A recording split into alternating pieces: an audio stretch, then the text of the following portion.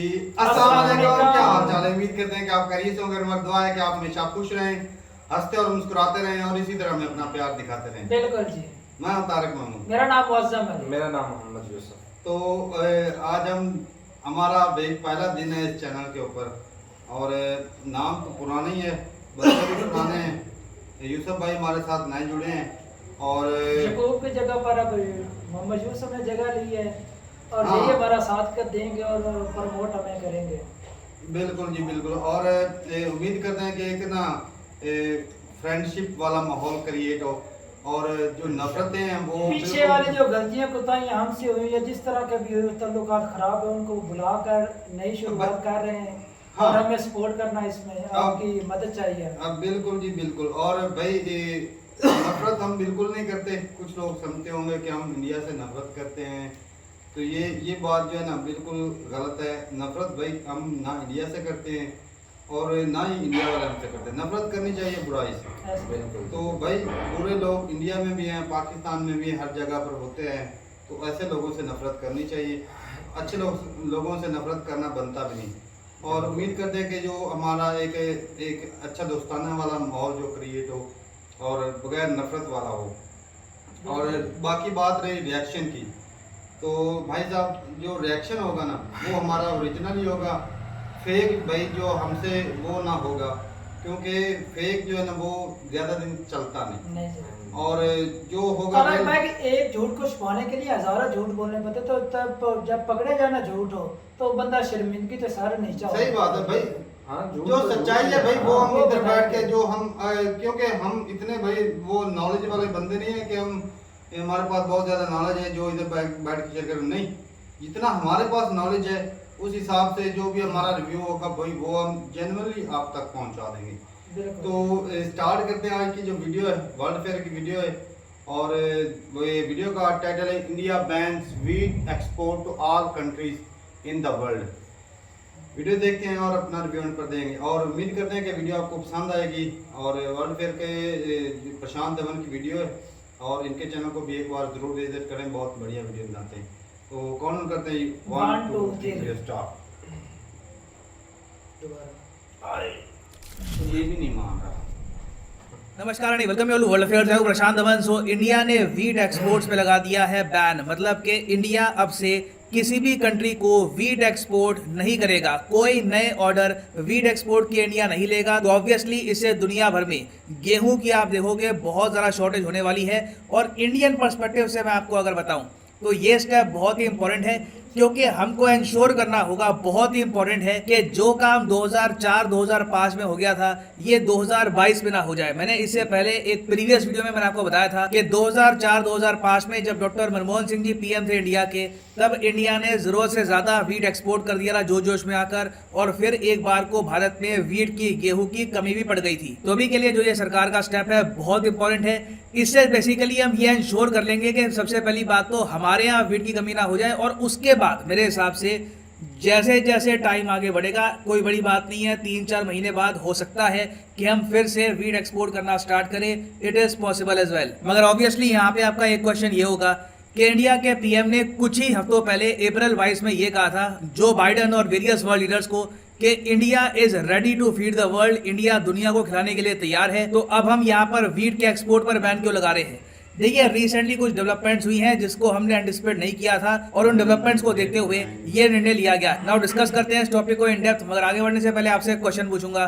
Question यहाँ पर यह है कि आज के समय इंडिया डिस्कस कर रहा है एक प्रेफरेंशियल ट्रेड पैक्ट के आइडिया को किस जीसीसी कंट्री के साथ, गल्फ कोऑपरेशन काउंसिल कंट्रीज के बारे में आपको पता होगा, Saudi Arabia, Kuwait, Bahrain, UAE, Oman. तो आपको बताना है कि इनमें से वो कौन सा देश है जिसके साथ इंडिया प्रेफरेंशियल ट्रेड पैक्ट की बात कर रहा है। ये है यहाँ पे आपकी ऑप्शन। कमेंट सेक्शन में करिए उत्तर, सही आंसर आपको मिलेगा वीडियो के एंड में, और जो लोग सही आंसर वैसे करेंगे उनकी वीडियो को मैं हार्ट दे दूंगा। अब देखो, सरकार का जो ये निर्णय है ये एक्सपोर्ट को बैन करने का, इसके पीछे मेन रीजन है अप्रैल का महीना।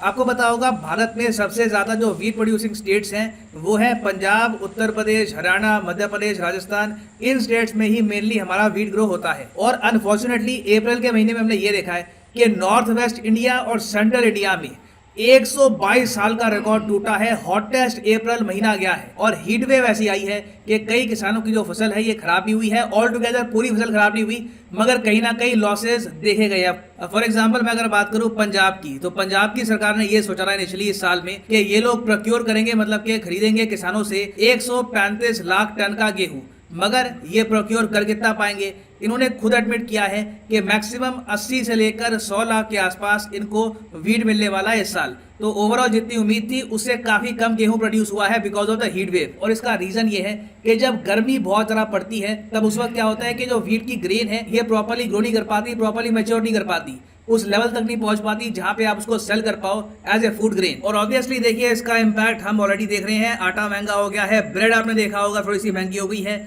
और सरकार को एक्चुअली सबसे बड़ा डर ये था कि सरकार का खुद का जो स्टॉक होता है, जिस स्टॉक से ये अपनी स्कीम चलाते हैं कि गरीबों को फ्री में एक अनाज दिया जाएगा, गरीबों को हेल्प की जाएगी राशन के जरिए, ये स्कीम्स भी प्रॉपर्ली हम चला पाएंगे या नहीं चला पाएंगे, इस बात को लेकर भी अनसर्टेनिटी थी। क्योंकि फूड कॉर्पोरेशन ऑफ इंडिया का जो वीट स्टॉक है ये 5 ईयर लो पे पहुंच चुका था। नाउ 5 ईयर लो इतनी बड़ी बात नहीं है, ऐसा नहीं है कि 50 साल में सबसे लोएस्ट ये फूड स्टॉक है। इसका मतलब ये है कि 5 साल पहले भी हमने मैनेज कर रखा है ये सब। बट आज के समय देखो पता है क्या है, दुनिया में इतनी अनसर्टेनिटी है कि सरकार ने रिस्क नहीं लिया। और अगेन मैं कहूंगा ये अच्छी बात है। 2004-5 से हम सीखे हैं, सरकार यहाँ पे ये इंश्योर करेगी कि पहले सरकार के जो फूड स्टॉक्स हैं ये कंप्लीटली फुल हो जाएं, ताकि हम लोग हमारी जो रिक्वायरमेंट्स है for the national food security act, प्रधानमंत्री गरीब कल्याण योजना, ये तो एटलीस्ट पूरी कर पाएं, इसमें कहीं भी रुकावट ना आए। तो मैं ये नहीं कहूंगा कि बहुत ज्यादा पैनिक करने की आवश्यकता है। सरकार खुद काफी हद तक कॉन्फिडेंट थी कुछ दिन पहले कि हम लोग वीट के एक्सपोर्ट नहीं रोकेंगे। यहाँ पर आप देख पाओगे 5वें का आर्टिकल है, no plan to curb wheat exports yet. तो सरकार का भी इनिशियली ये सब करने का प्लान था नहीं। बट एक डर देखिए यहाँ पर ये भी है कि इंडिया को इतने सारे ऑर्डर मिल रहे हैं बाहर की कंट्रीज से, टर्की से, इजिप्ट से। दुनिया में वीट की इतनी शॉर्टेज है कि अगर हम एक्सपोर्ट का ऑप्शन ओपन रखते ना तो बाहर के देश इतने ज्यादा प्राइसेस पे कर रहे थे कि सारा हमारा वीट बाहर ही जाना था, सरकार को कुछ मिलता ही ना। और मुझे पता है यहाँ पर आप यही क्वेश्चन पूछोगे कि इससे पहले जो मैंने वीडियो बनाई थी कि इस कंट्री की तरफ से वीट का ऑर्डर आया है, इस कंट्री ने हमसे वीट मांगा है, तो उन ऑर्डर्स का क्या होगा। देखो सरकार ने यहाँ पर यह बोला है कि जो प्रीवियस ऑर्डर है ये हम कैंसिल नहीं करेंगे। फॉर एग्जांपल टर्की का जो ऑर्डर है 50,000 टन का,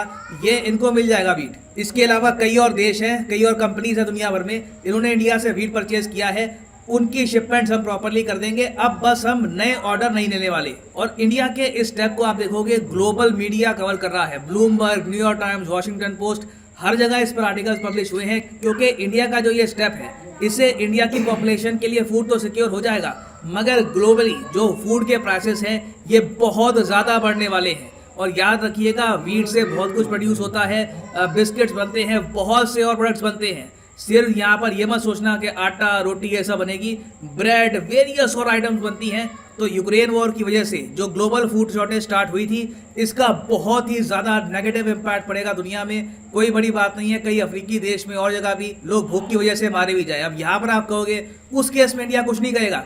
देखिए भारत सरकार ने यहाँ पर यही बोला है, हम लोग एक्सपोर्ट नहीं करेंगे कमर्शियल बेसिस पर, मगर मान लो कि बीच में एक देश है वहाँ पे फूड की बहुत कमी पड़ गई, यूएन भी कह रहा है बाकी कंट्रीज को कि प्लीज हेल्प करिए, तो उस केस में भारत सरकार इंडिविजुअल बेसिस पर, इमरजेंसी बेसिस पे आप कह लीजिए, वीट एक्सपोर्ट कर सकता है। उतनी गुंजाइश छोड़ी गई है इस डिसीजन में। इंडिया हेल्प करेगा दुनिया की, मगर बहुत ज्यादा कंट्रोल तरीके से, क्योंकि जब आप अंधा एक्सपोर्ट करते हो तो आपको पता लगता नहीं है कि कितना आपके पास बचा है, कितना एक्सपोर्ट कर लिया। काफी बार 2-3 महीने बाद प्रॉपर डेटा आता है उसका। तो पैनिक करने की कोई आवश्यकता नहीं है। ये मूव लिया गया है इंडिया की सेफ्टी, इंडिया की फूड सेफ्टी को ध्यान में रखकर, बिकॉज इन दी एंड सरकार की मेन प्रायोरिटी है कि इंडियन सिटीजन्स के पास प्रॉपर खाने को होना चाहिए, यहाँ पर खाने की कमी नहीं पड़नी चाहिए ना। वापस आते हैं अपने एमसीक्यू की तरफ कि इंडिया आज के समय सोच रहा है एक प्रेफरेंशियल ट्रेड पैक्ट साइन करने का किस जीसीसी कंट्री के साथ। तो सही उत्तर इसका है option D, Oman is the right answer. यहाँ पर आप देख पाएंगे Oman eyes PTA preferential trade agreement with India to boost India's trade with the gulf after United Arab Emirates CEPA। UAE के साथ हम ऑलरेडी एक फ्री ट्रेड पैक्ट साइन कर चुके हैं, तो ओमान भी चाहता है कि इंडिया के साथ ये लोग एक फ्री ट्रेड एग्रीमेंट साइन कर ले। और यहाँ पर आप देख पाएंगे, ये यहाँ पे आपको दिखेगा, ओमान एक बहुत ही इंपॉर्टेंट देश है इंडिया के लिए। और फाइनली यहाँ पर मैं ये भी ऐड कर दूँ कि लाइफ में अगर आप एक बार प्रॉपरली यूपीएससी एग्जाम के लिए प्रिपेयर करना चाहते हैं तो कमेंट सेक्शन में जाओ, यहाँ पे आपको मिलेगा लिंक, यूपीएससी के लिंक पे करो क्लिक और यहाँ पे आप परचेज कर पाओगे ये यूनिक कॉम्बो पैकेज जिसके अंदर आप यूपीएससी प्रीलिम्स, मेंस, ऑप्शनल तीनों की तैयारी कर सकते हैं इन अ सिंगल परचेज। तो सिंपली यहाँ पे क्लिक करो पिक ए प्लान पर और यहाँ पे आप परचेज कर सकते हैं the course of your choice. अगर आपके पास अभी टाइम है, आराम से कॉलेज स्टूडेंट हो, आप अभी 2 साल बाद प्रिपेयर करना है फॉर यूपीएससी, तो जो 24 महीने का कोर्स है ये भी आप कर सकते हैं परचेज। मगर जो प्राइसेस यहाँ पर लिखे हैं पे करने की आवश्यकता नहीं है, सिंपली यहाँ पर कोड यूज़ करो PD10 and the prices will start following. So use the code PD10 and save money. So इसी नोट के साथ ये है वीडियो का अंत। Thank you for listening and as always God bless you all.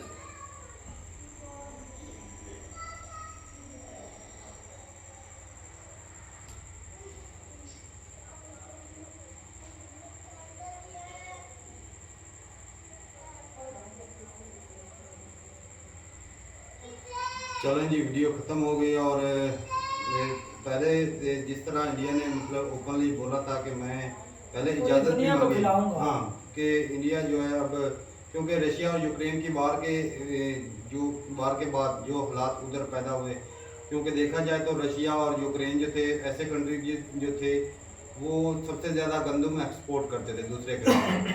अब वहाँ पर तो जंग लगे तो गंदम की कमी तो होगी पूरी दुनिया में। तो अच्छा, इंडिया ने फायदा उठाया था भाई साहब। हमारे मुल्क में भी गंदम जो है ना, जंग के असर से उसकी प्रोडक्शन बहुत कम हो गई है। हाँ, वो इंडिया के अंदर भी कम हो रहा है। हमारी गंदम खुद की जो थी भाई उसमें भी कमी आई है। वो इसलिए क्योंकि दाना जो था इस दफा जो है ना वो वक्त से पहले पक गई था गंदम। हाँ, गर्मी की वजह से वक्त से पहले पक गई थी वक्त से और पहले दाना जो है ना कमजोर था दाना। तो उसकी हालांकि वजह से खाद्य उसका जो वगैरह भी वजन था डाली। वो वॉल्यूम था लेकिन उसके अंदर वजन नहीं था। हाँ, वो एक खराबी हुई है। और भाई ये बड़ा अच्छा स्टेप है कि पहले अपनी आवाम का बारे में सोच लेना चाहिए कि उसके खाने के लिए गंदम पूरी है तो फिर जो गेहूँ वो फिर आगे जो है एक्सपोर्ट कर सके। ऐसा ना हो कि खुद जो है एक्सपोर्ट कर वो दे। जो 2004-5 वाला मामला वो दोबारा रिपीट ना हो जाए। पाकिस्तान के साथ ऐसा हुआ है ना। हाँ, पाकिस्तान ने अफगानिस्तान में गंदम कर दी थी कि वहाँ पर लोग भूखे मर रहे हैं। पाकिस्तान ने गंदम जो थी अपनी गेहूँ वो अफगानिस्तान में भेज दी और बाद में जी दूसरे कंट्री से इंपोर्ट करवा रहे थे। वो महंगी इंपोर्ट करनी पड़े, अपनी जो सस्ती में दे दी वो बाद में महंगी लेना पड़ी। और अगर कमर्शियल लेवल पर देखा जाए तो भाई अगर जब ज़्यादा शॉर्टेज हो जाएगी गेहूं की, अब कुछ लोग बोलेंगे कि भाई इंडिया जो है वो ऐसा नहीं चाहता कि पैसे लोगों से बटोर ले। भाई बिजनेस माइंड भी एक होता है कि मौजूदा हालत में देखा जाए तो काफ़ी कंट्री या काफ़ी लोग ऐसे होते हैं जो स्टोरेज कर लेते हैं ताकि जब ज़्यादा किल्लत हो तब महंगी करके भी बेची जा सके। जिस चीज़ की किल्लत हो जाए ना उसकी जो है ऑटोमेटिकली कीमत बढ़ डिमांड जाती तो पूरी है। दुनिया में हम डिमांड भी है। ऐसे ही करते हैं ना। ऐसे हाँ, ही हमने भी पहले सोचा था हाँ। अब ये जो अपनी गेहूं है ना उसको स्टोर कर लेते हैं और जब रेट बढ़ेगा ना 2-3 महीने बाद तो बेच देंगे। हाँ, सही बात है। लेकिन वो हुकूमत ने इस तरह की कुछ सूरत पैदा कर दी जिसमें हमें ना वो करने चुना लग गया। वो इसलिए कि शहबाज शरीफ ने आते ही वो इमरान खान ने रेट निकाला था 2200 रुपए एक मन, यानी कि 40 किलो का 2200 रुपए में 40 किलो का 2200 रुपया। और ऊपर से शहबाज शरीफ आया, इसने ये नहीं देखा 1600 कि कर दिया इसने था। अचानक से 1600 रुपए का आटा कर दिया। तो जिम्मेदार ने और भाई- सोचा भी अगर हमारे खर्चे भी इससे पूरे नहीं होंगे उन्होंने ना सेल आउट कर दी उससे 2100-2200। वो अलग है, आटा सस्ता था। खुद की है भाई हमने साहब। भाई खुद की है सेल की। हमें लगा कहीं हमें भाई लॉस ना हो जाए, इसलिए हमने जल्दी से सेल कर दी। अब और हमारे आज उसको तकरीबन महीना भी नहीं गुजरा, आज उसका रेट 2400 हो गया। हाँ 24-25 अगर हमने जो 500-600 मन गेहूँ सेल आउट किए ना उसका अगर 200 के हिसाब से लगाया था तो 2.5-3 लाख रुपया बनता है। सही बात है। तो इतना हमें नुकसान हुआ है। तो भाई चलता है। और बाकी भाई जितनी ज्यादा पॉपुलेशन वैसे भी इंडिया के जो काफी जो है ना गरीब तबका जी। उनको गवर्नमेंट जो वो फ्री में गंदम देती है, पता है 1-2 रुपए किलो गेहूं देती भाई है, सब्सिडी चावल देती है ना गवर्नमेंट। सब्सिडी भी देती है, तो उनके लिए भी रखनी है तो सारा निजाम देखना पड़ेगा। अच्छा तारक भाई एक और अच्छा बात step लिया है। एक और बात है जो यूएनओ है हो सकता है वो कल को जो गरीब ममालिक है उसके अंदर बहुत ज्यादा किल्लत हो जाए तो इंडिया ने ये भी अच्छा स्टेप लिया भी उनको देना ही पड़े। कल को अगर यूएन ने बोलता है भी हाँ। गरीब कंट्री उनको सपोर्ट करो तो हो सकता है उनको भी कल को देने की, इसलिए उन्होंने रोक लिया। नहीं भी ये अच्छा अच्छा step है। स्टेप है भाई। सोच समझ के जो भी गवर्नमेंट लेती है ना कदम, बड़ा अच्छे सोच समझ के लेती है।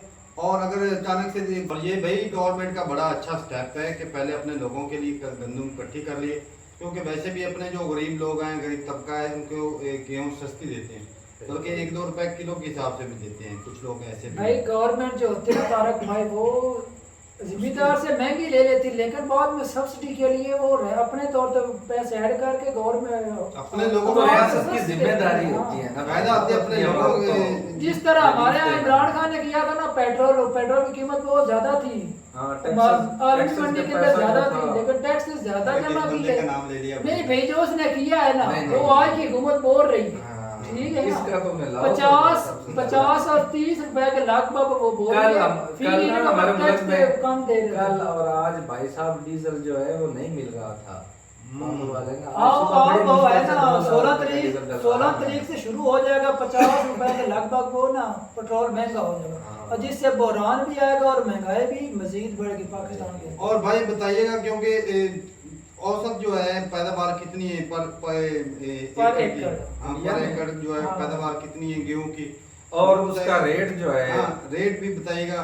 चलिए। क्योंकि- तो हमारे यहाँ भी सुन लो, हमारे यहाँ तकरीबन 35-45 के दरमियान है हाँ, उसका। 35-45 जो मन है वो Average- तकरीबन पहले average जो हमने एकड़। सेल आउट की थी वो 2200 थी, अब 2400 हो गई है। ऐसा हाँ। ऐसा रेट बढ़ रहा है, अब जैसे और उम्मीद है डीजल कि की 250 के कीमत करीब बढ़ रही जाएगी, है तो- हाँ, और बढ़ जाएगी। वैसे इमरान खान से मुझे वो हाँ। बात याद है, पाकिस्तान दुनिया का सस्ता तरीन सस्ता। मुल्क है। तो वो तो तो है।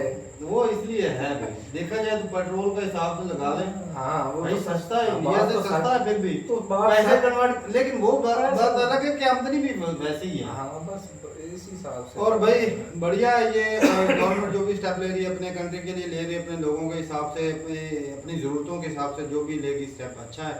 अपनी राय जरूर बताइएगा कमेंट सेक्शन में, और भाई अपने ये जो चैनल है दोस्तों के साथ ज़रूर शेयर कीजिएगा, और एक अच्छा माहौल पैदा हो, और अच्छी अच्छी वीडियो रिकमेंड कीजिएगा, लड़ाई झगड़े वाली वीडियो बिल्कुल मत भेजना, बिल्कुल। और ताकि अच्छा माहौल पैदा हो।